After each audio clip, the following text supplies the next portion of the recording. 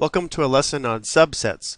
The goals of this video are to define a subset and proper subset, and then also use the proper notation for both. If every member of set A is also a member of set B, then A is a subset of B, and we use this notation here. We can also say that A is contained in B. And there is an alternate notation.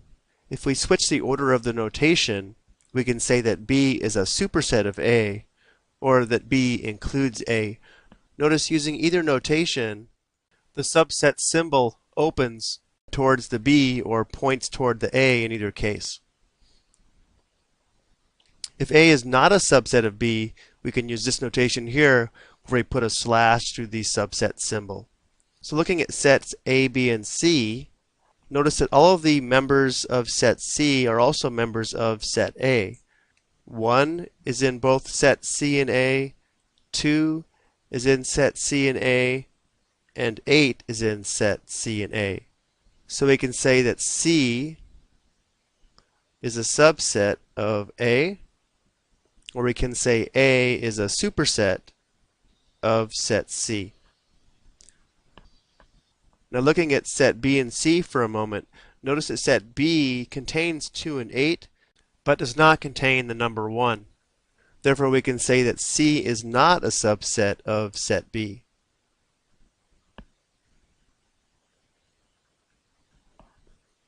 If A is a subset of B, but A is not equal to B, we can say that A is a proper subset of B, written using this notation here.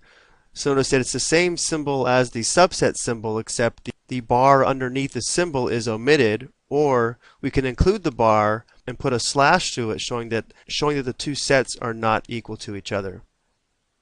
Taking a look at these three sets here, let's take a look at set A and set B first. Notice that all of the elements in B are also in set A, but they're not equal sets. So we can say that B is a subset of A, and since the two sets are not equal to each other, we can also say that B is a proper set of A.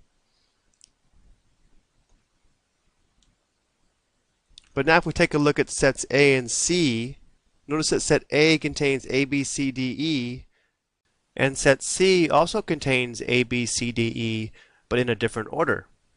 And since the order doesn't matter, we can say that C is a subset of A, or A is a subset of C. But since A and C are equal to each other, they are not proper sets of each other. So we can say that C is not a proper set of A, or A is not a proper subset of C.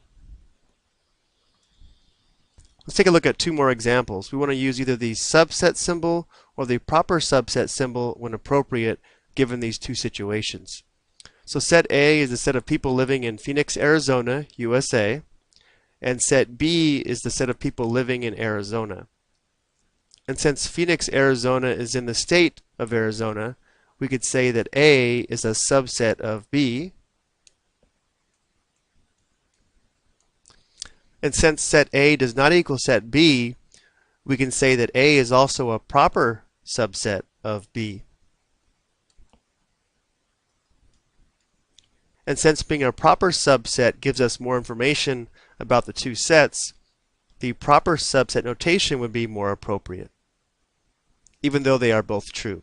Looking at our second example, C is the set of weekdays, and D is the set Monday, Tuesday, Wednesday, Thursday, and Friday. So these two sets are actually equal to each other. So we could say that C is a subset of D, and D is also a subset of C. But since they're not equal, we cannot use the proper subset notation.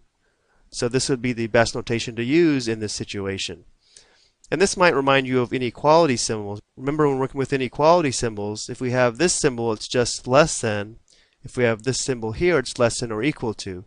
So this bar here represents that the two sets could be equal to each other, whereas in proper subsets cannot be equal to each other. There's a few more minor things to mention about subsets. The empty set is a subset of any set.